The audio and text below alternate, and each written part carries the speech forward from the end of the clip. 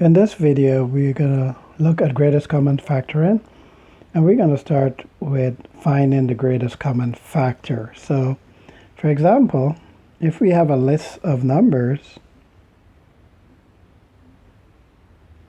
and we're asked to find the greatest common factor, first we look at all the possible numbers that divide evenly into each term. So possible factors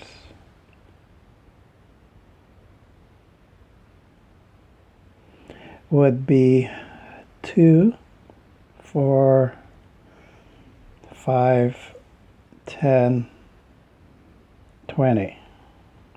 Okay, so all these numbers divide evenly into 60, 80, and 100. Now the largest one is 20. So we say our greatest common factor is that largest number.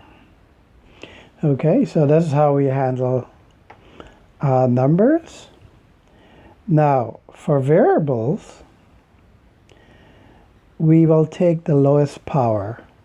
So for example, if we have a to the 6, a to the 7, a to the 4. Now, the base a is common to all the terms. Now, the one with the lowest power is a to the 4. So the greatest common factor for variables, for this list of variables, is a to the 4. Okay, let's look at another example. Let's say we have a to the 5. B to the 6, C to the 7, A4, B8, C9, A10, B10, C5. So first we look at all the A's. The lowest power A, so the greatest common factor, the lowest power A would be A4. Then we look at the B's. The lowest power for the B is B6. And the lowest power for C is C5. So this would be the greatest common factor for that list of variables. Now let's look at greatest common factoring. So greatest common factoring is the reverse of the distributive property.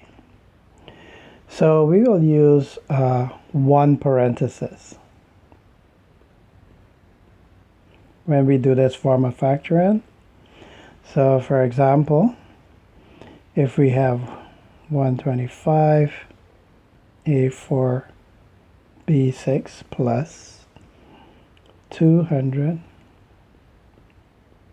A7 B squared. Okay, so look at the numbers individually first.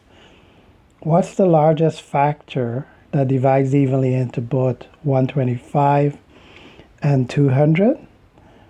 That should be 25. So that takes care of the numbers. Now, in terms of the letters, A4 and A7, A4. And then the lowest power B is B squared. So the greatest common factor goes on the outside, and we have one parenthesis.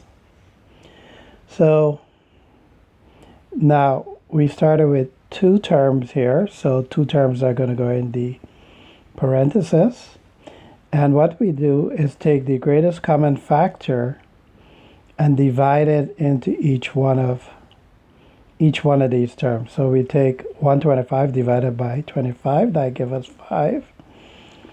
A4 and A4 will cancel out, and then B6 divided by B squared is B4. Plus, we have 200 divided by 25, that's 8. And A7 divided by A4 is A to the third. And here B squares cancel out. So this is the greatest common. This is factoring this combination of terms here, right? This is greatest common factor. Let's look at another example. So suppose we have a third to x to the third minus 16x squared plus 8x. So here we are asked to factor. So on the outside of the parenthesis, we'll go the greatest common factor, and we use one parenthesis.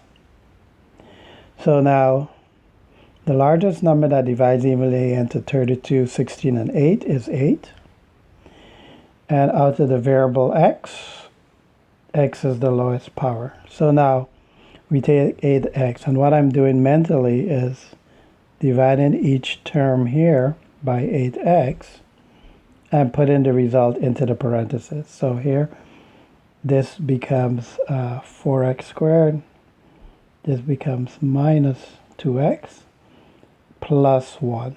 Okay? So we started with 3 terms. We'll end with 3 terms. Okay, that's it for this video.